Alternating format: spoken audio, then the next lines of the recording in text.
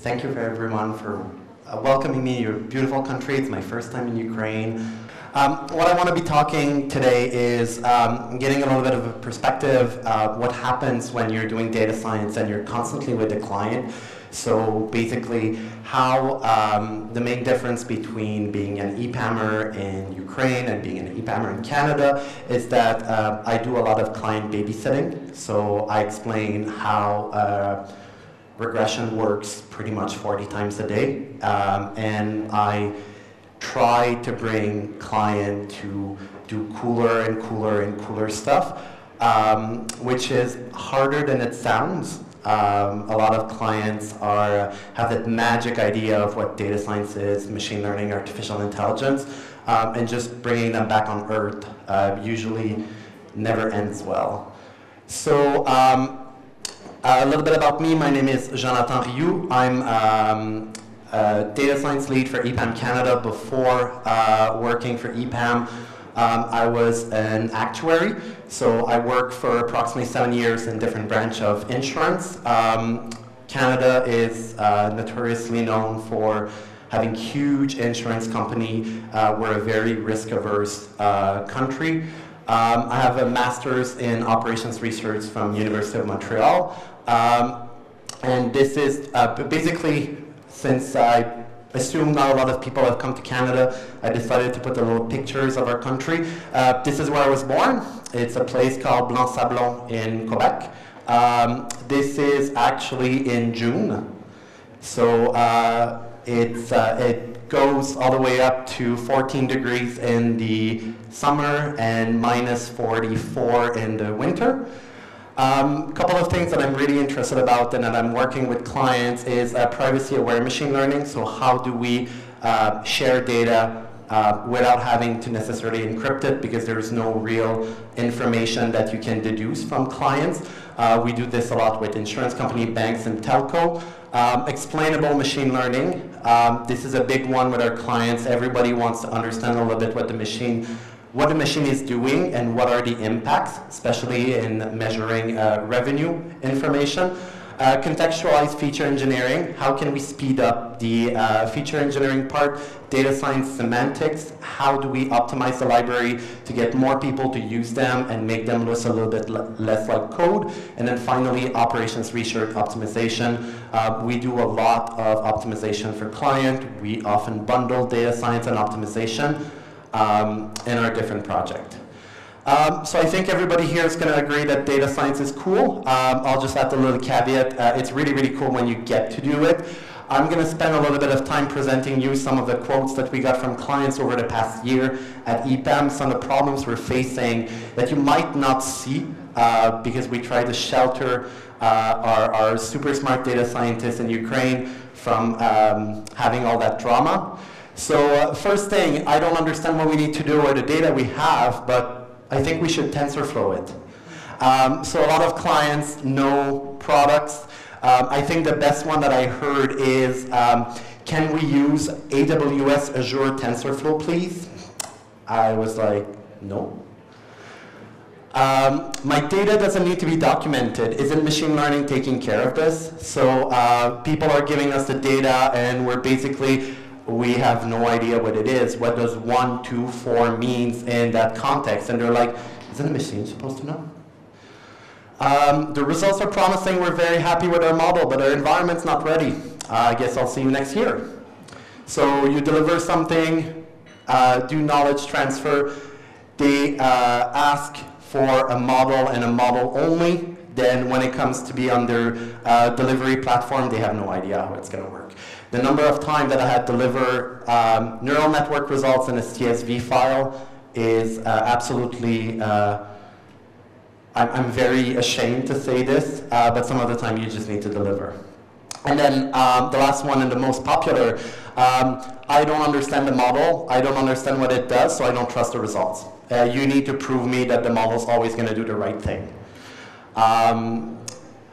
So all of those, when you're talking to a client and you get those kind of answers, and you will get those kind of answers, they're all symptoms of data science immaturity. So people went to a conference, not like this one, but like conference where there's a lot of vendors trying to sell their salad. They went to a conference, they learned about TensorFlow, PyTorch, they learned about neural network, decision trees, random forests if they're lucky, and now they come back and they want to do it. They have no idea how, they have no idea why, and they have no idea what they're going to do, but they want to do it. Because everybody's doing it, so they want to be part of it. So at EPAM Canada, we came up to a blueprint, and this is something we show all of our clients. We have 5 stages of data science readiness. All of the clients start at stage 1, which is immaturity. Data science is cool. I want to do it. I know nothing else. EPAM, do data science. Then we start looking at curiosity. How can we do it? What kind of environment? How we can get started quickly without investing $1 million, $2 million, $3 million to get a state-of-the-art data lake. Let's focus on achievable goals and then start ramping up. Experimentation. A lot of the clients are stuck permanently into that phase. Is how can we make data science useful? This is explainable because a lot of companies like Uber, Facebook, Google, Microsoft, they have tremendous amount of cash, so they can't afford to build stuff that they can share back. They can build stuff for brand awareness. A lot of libraries are open source. So you're a company, let's take a company in Canada, let's say a mom and pop shop, Royal Bank of Canada, small bank, number 23 in the world. They're looking at, okay, so what can we do? Do we need to invest millions of dollars to make our own neural network library in order to be able to do data science? Facebook, Uber, Microsoft are doing it. We should. And then the fun starts. Internalization goes, how can we integrate data science into our business? And this becomes when people who are not data scientists kind of start integrating the part. How can we find better use cases that are going to be useful? And how can we try to strive a balance between data science, machine learning, and business as usual? And then the last part is data-driven, where how do we push the envelope? So it means that data is available for everybody to consume. People can come up with ideas. You can implement them relatively fast and monitor what is going to happen. So when you focus about a project, everybody heard about the 80-20 rule, that every data science project is 80% data preparation, 20% machine learning. For us, it's actually 80% pre-modeling, maybe 5 to 10% modeling, and then the rest is what we call post-modeling. So the pre-modeling phase is, first of all, where's the data? So a good example is we have a client in Canada. People who are EPAMer in Lviv are going to recognize it immediately. They want us to send us 4 terabytes of data. But their internet connection was not stable enough. We weren't able to send the data across the wire so we could promote it into GCP. So they ended up taking the president of the company's limousine, handcuffing someone to a hard drive, and driving him up all the way to EPAM office in Canada so we could do the upload because our connection, internet connection doesn't suck. So it seems like it's something that nobody cares when you're doing data science, but having access to data, sometimes you need to be really creative. How can I get access? I've been doing data science with one of our largest clients in Canada. I still don't have access to their environment. I'll cover it a little bit later to explain how we were able to go around it. Where's the documentation? What does each data point mean? And seriously, where's the documentation? We've received a ton of stuff coming from emails, people talking, oh, that person quit yesterday, so we don't know what it is. Excel file don't make proper documentation. And it's something that's really important when you come off as a consultant, and this is my biggest struggle. I can go back to my data science team and saying, you know what, let's do whatever. Like, they don't have documentation. What does this, I'll spare you the swear word thing mean? How can you explain everything that it means? One of the key points is if you don't know what goes into your machine because of the very nature of machine learning, you don't know what's going to come out. And as you need to explain this to your client, they're going to over-focus on that part, and it's going to become your responsibility because now that it went through the machine learning machine, everything is your fault. How can I make the data useful? It goes anywhere from like simple visualization, very simple regression, all the way up to the most complex machine learning model. And what are we exactly trying to solve? And then this is one of the key problems that a lot of business have is they want to do machine learning, but they don't know exactly what they want to solve. And what does success look like? What's going to be a good enough thing that's going to allow them to go forward? If you talk to the business, what they want is something that's going to save them money or even better, make them money that works 100% of the time. We can't. Once you're done modeling, I'm going to skip the modeling part. I think everybody has a good idea of what is happening into that modeling phase, and there's so many people that are focusing on how you can create a kick-ass model. But once you're done, like, how do you measure if you're successful? Like, so it ties back to, have you agreed to what does success look like? If you haven't in the beginning, you're never going to be able to finish the project. And out of a sudden, your quick start of 3 months is going to last for 1.5 years, and you're never going to be able to escape this. I don't know for you, but my favorite part of the project is the start. I get bored very quickly, so I make sure that I know what success looks like so I can get away. How can we improve? What are the next steps? It's never done in machine learning. There's always more data. There's always better modeling technique. You've tried something, maybe you've done gradient boosting. You're like, oh yeah, could we try neural network? Do we have 2 months? There's always something that you can improve on. And then how can we sustain our model? I'll cover this a little bit later, but model sustainment is one of the key aspects that makes EPAM's data science team incredibly solid, in which that we're not done when the model is over. We help people integrating them and sustaining them, and it makes for good business because they come back. Data science fundamentally, and I would say every engineer, every computer scientist is going to say the same thing, but just replacing data science. At the end of the day, we're here to solve a problem. If you don't have a problem to solve and you don't have a clear statement, you're going to spin like crazy in order to try to generate value. Identify your problem. This is Niagara Falls for those who, I think it's the largest waterfall in the world. It's 2 hours from EPAM Canada.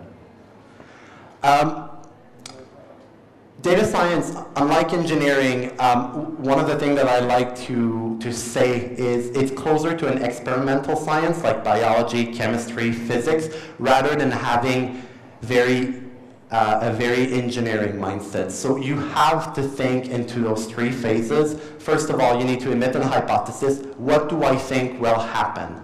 That's going to drive how you're going to build your experiment, how you're going to set up your lab.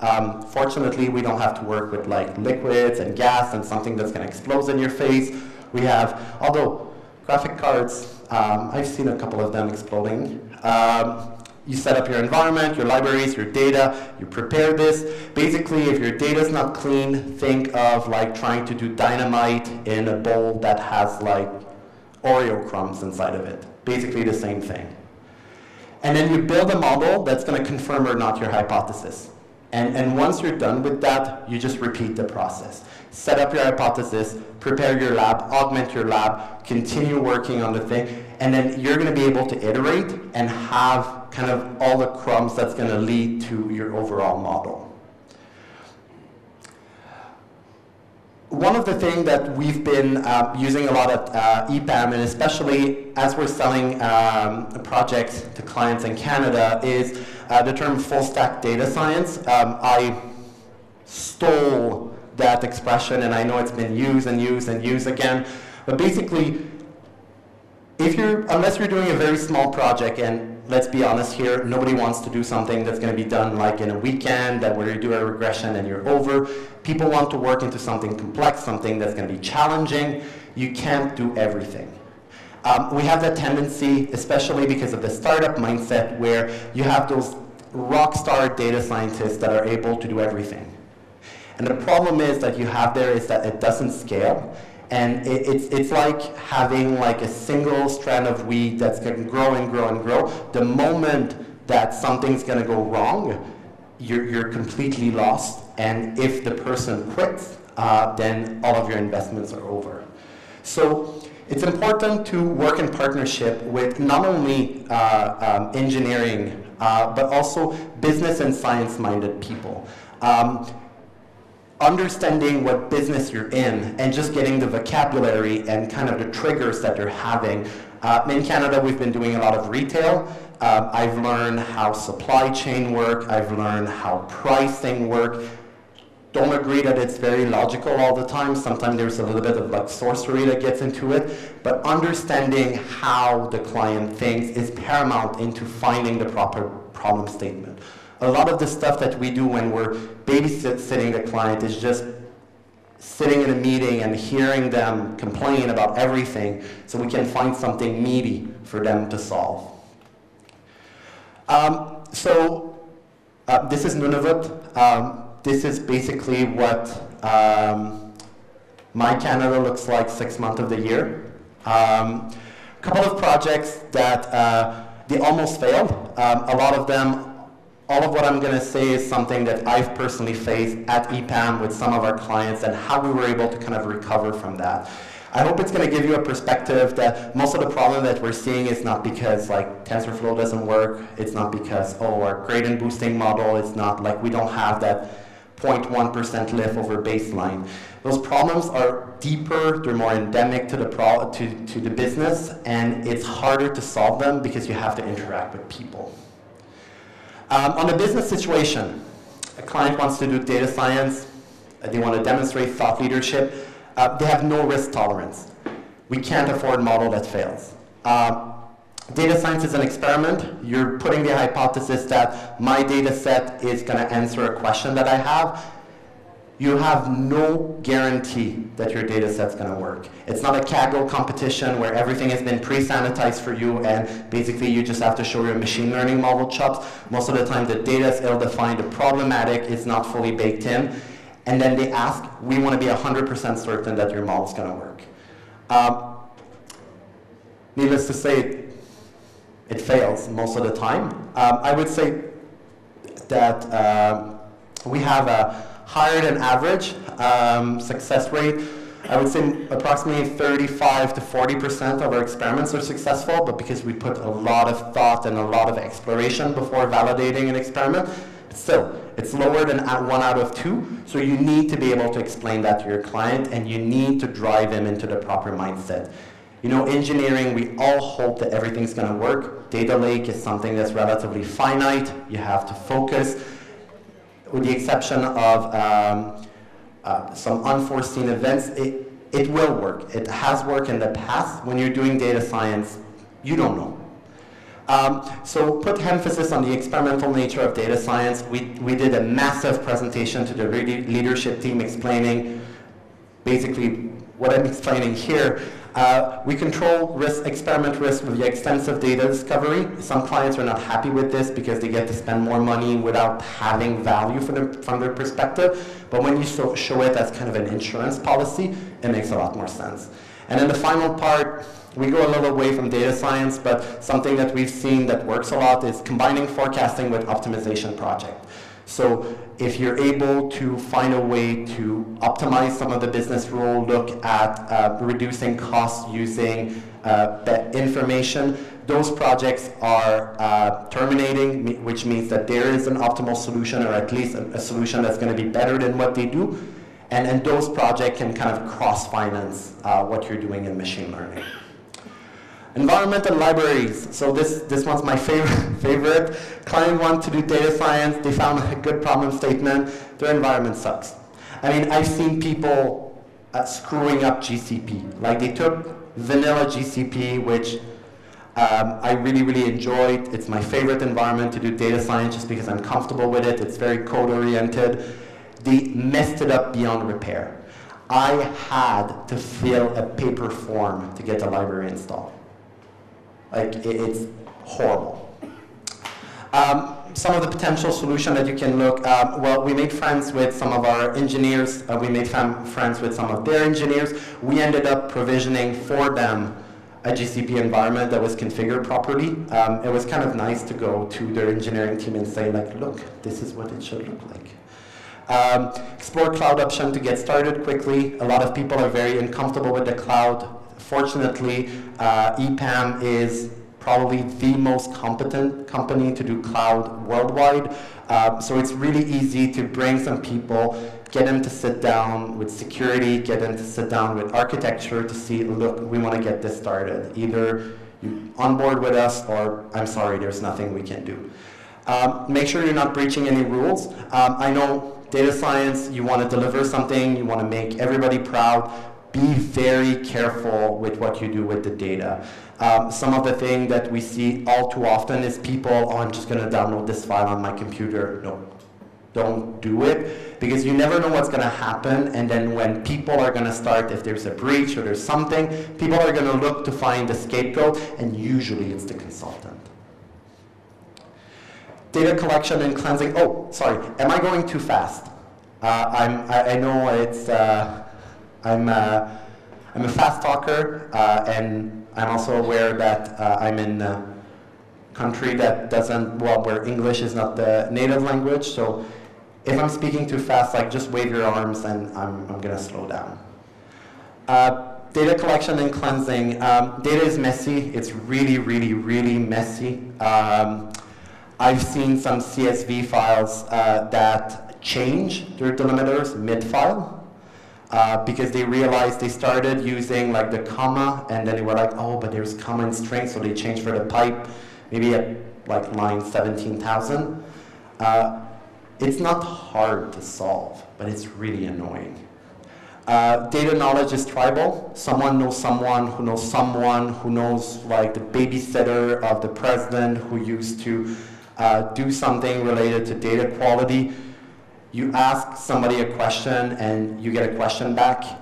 A good example is we were looking at the company and we were like, how do you know which price you're selling your product? We had to talk to 17 people. It took 3 months for us to answer that question. The more you try to clean the data, the more questions you have. You realize that business is messy. They don't follow best practices. And it's really annoying for somebody who's working with computers, because everything is supposed to be logic and crisp and well documented, and you get into something that's completely not. Some solution, and most of the solutions are related to like what we need to do, because we're never going to solve the problem. I don't think I can go do a worldwide conference and guys, clean your data, please. Except that data cleaning is part of the job. It's really, really important that you internalize this. If you don't like cleaning data, find another job. And this is something that a lot of people don't want to say, because machine learning is cool, AI is cool.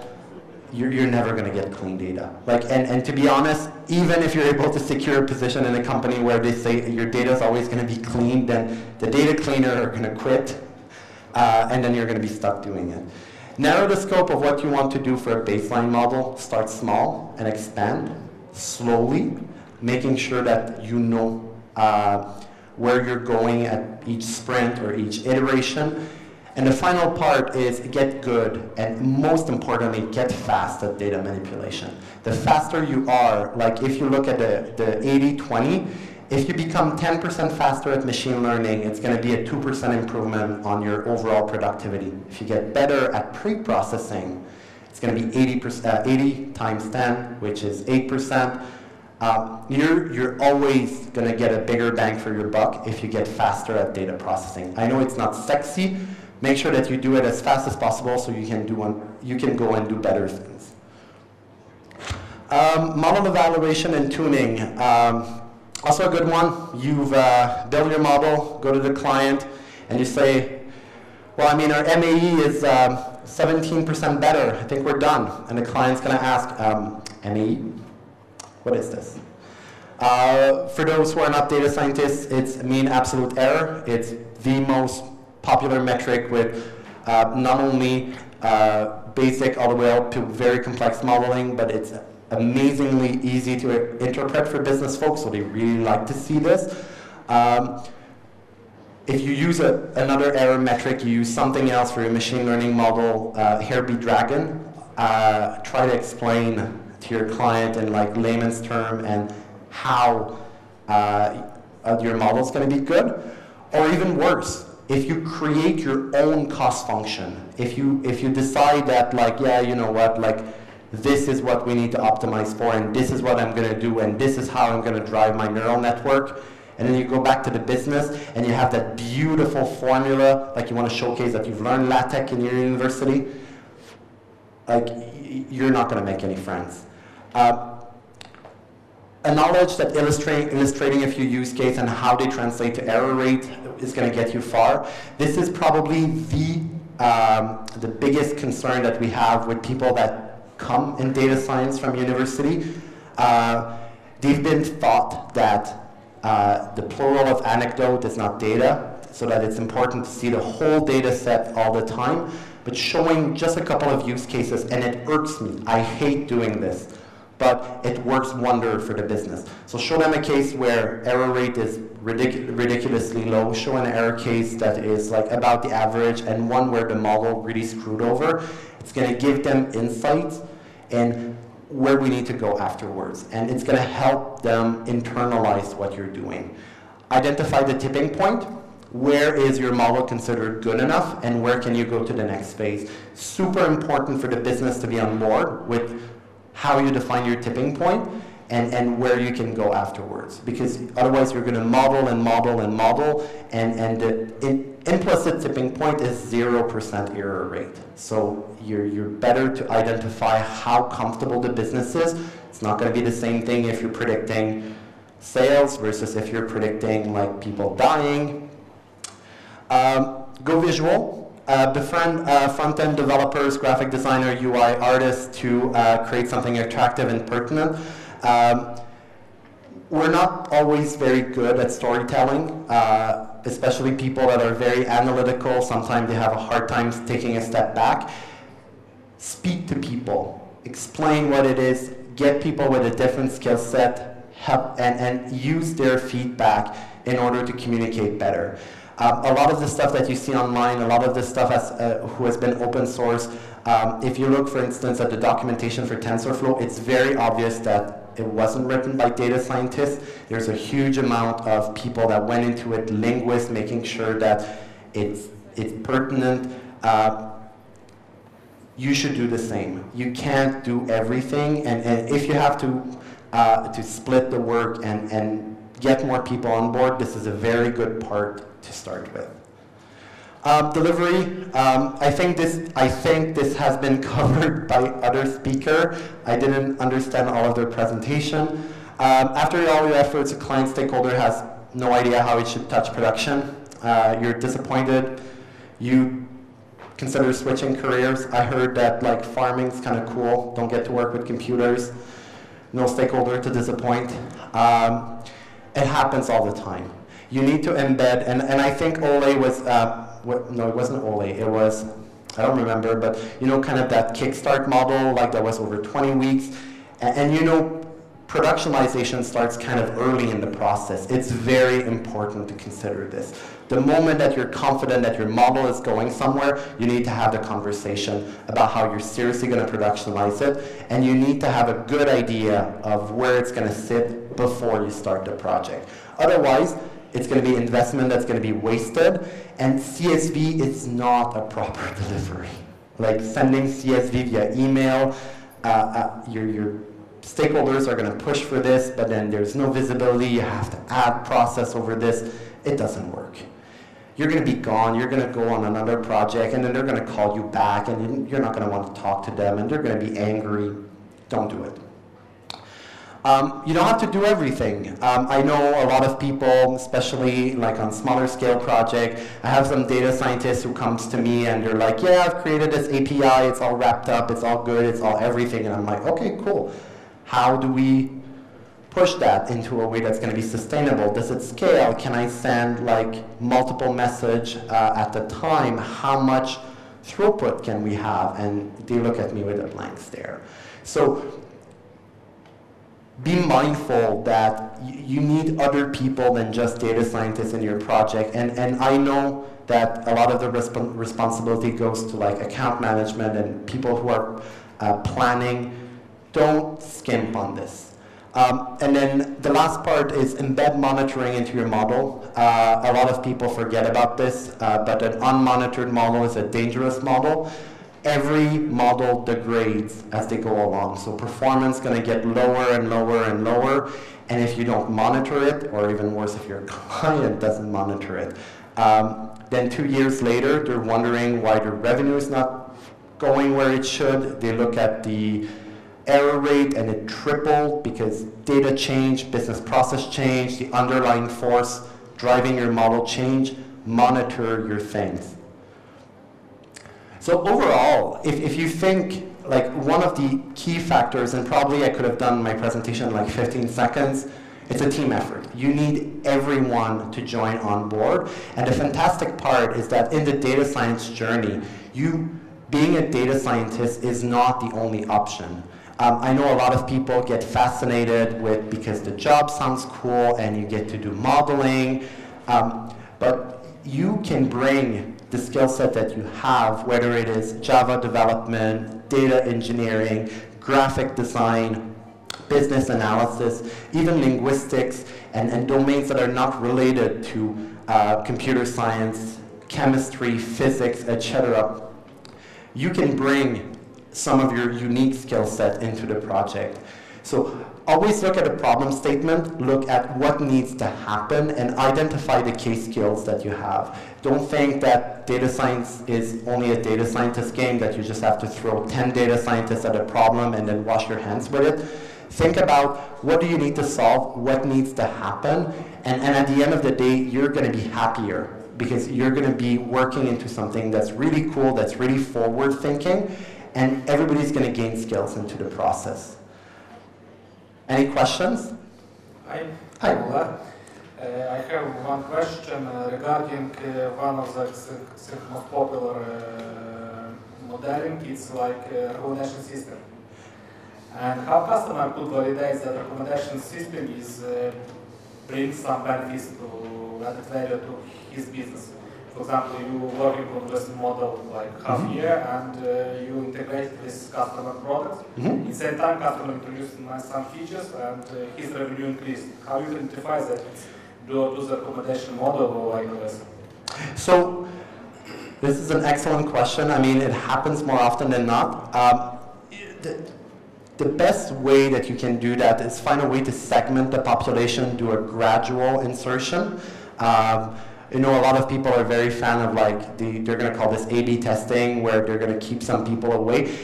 When you do recommender system, it gets a little tricky. Like you can't necessarily split it in a way that's going to be like purely statistical and beautiful and everything.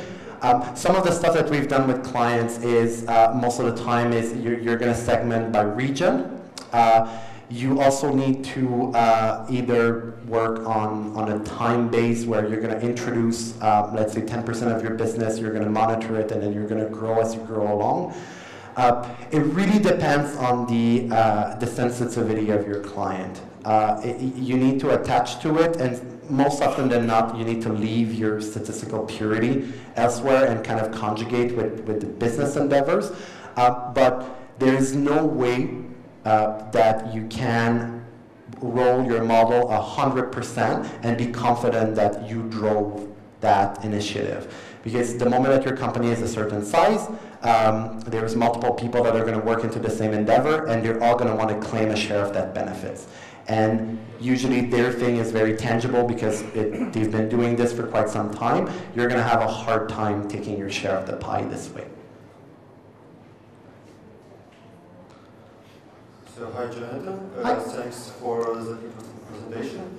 Actually, a lot of AI researchers, data scientists claim that they want to make interpretable machine learning, democratize AI, etc. But is it actually possible to explain all of these sophisticated models when we talk about deep learning, neural networks, or other black boxes? So especially for business-minded people, what do you think about it? So before I joined EPAM, I was working for a company called Equifax. So what they do is they do credit risk. So basically they give everybody in North America a score that's between 300 and 900, and it basically drives everything in your world. You can't get a credit card, or you can't get a mortgage, or you can't get a new car if your score is not high enough.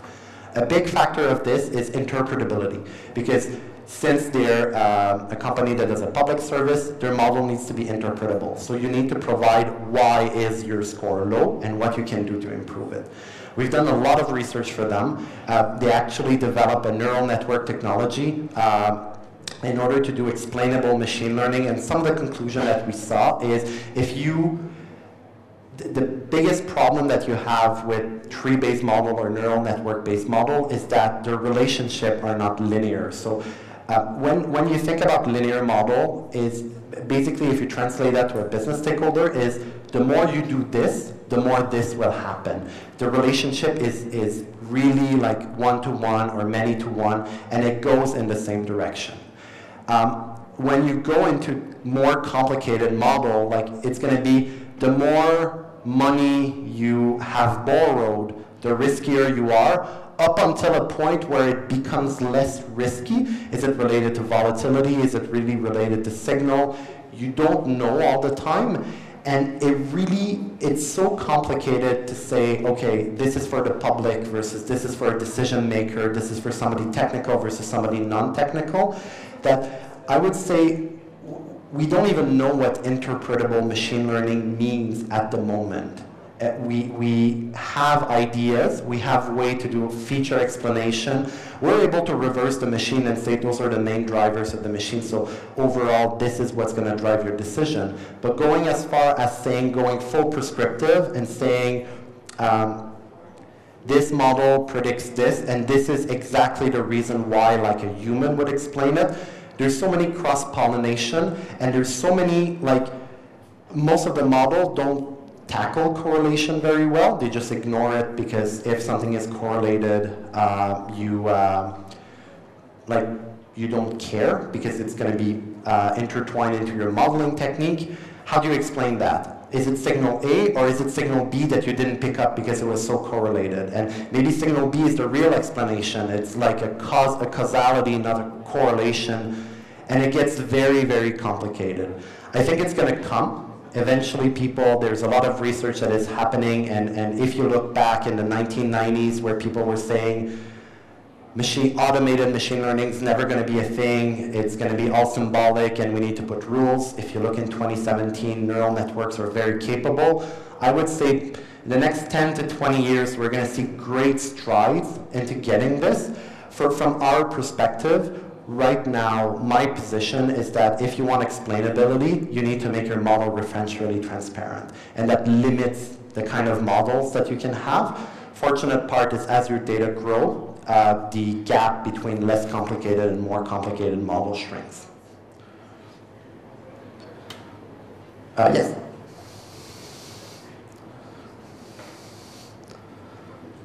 How do you think, will we see a data market, something like that? I mean that company, advertising, for example, company which work on the same market would like to share, say, data set with others to make,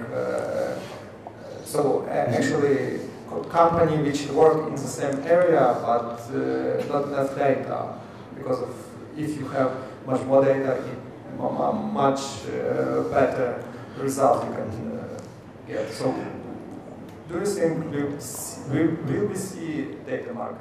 It already exists. If I can take an example, if you in Canada, in the US, and most of Europe, if you want to start an insurance company and you have no data, they're going to provide you aggregated data at the country level so you can get started. Same thing, I know I'm reusing the Equifax kind of example, but Equifax is just basically a big data mart. They get information about how much you're spending and how much money have you borrowed, and then they aggregate it in a way that you can't recognize a single person. And one of the things that they sell is an us versus them. So if a bank comes, they're going to say this is where you are and this is where the rest of your competition is. So it's not serialized data. It's not necessarily, you're not going to be able to look record by record, but most of the time you're able to kind of like use that for some lightweight machine learning. For specific like data that you can buy massive database about people and that sort of stuff. There's two things that I think are interesting regarding this. There's LKC privacy, where it's a technique to kind of aggregate the data without regard to how you group them, and it allows to create small groups that are indistinguishable but are still powerful for machine learning. And the second part is homomorphic encryption, which basically you encrypt your database, but you can still perform the basic operations of machine learning on it. So doing machine learning on the encrypted database is the same as doing machine learning on the non-encrypted database. There's a lot of study that is happening like this here at the moment. It's not something that I think we're going to see in 1, 2, 3 years, but I know Google, for instance, already made some massive improvement into getting something where you can perform addition and get the information.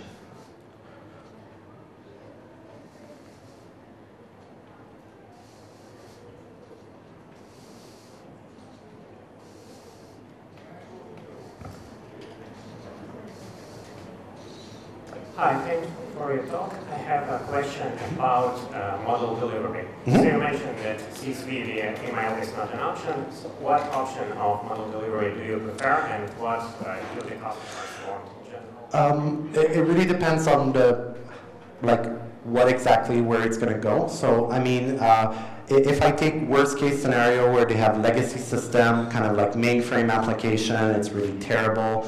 Don't know how it's going to integrate. We've had some massive success partnering with the RPA practice in delivering bots that are going to consume the data in a way that's going to be like you're going to be able to version control and everything. You publish an API that the bot's going to consume in order to make the changes in the system. I would say this is kind of a last resort solution. Like if you're not able to interact with the system yet, a backend, it can be an option.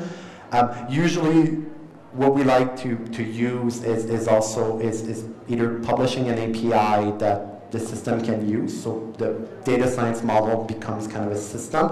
So you can also keep track of the kind of prediction that you've been doing. When you're sending a CSV, you don't have really the notion automatically of what is getting actioned on and what is not, and you just do your prediction on everything.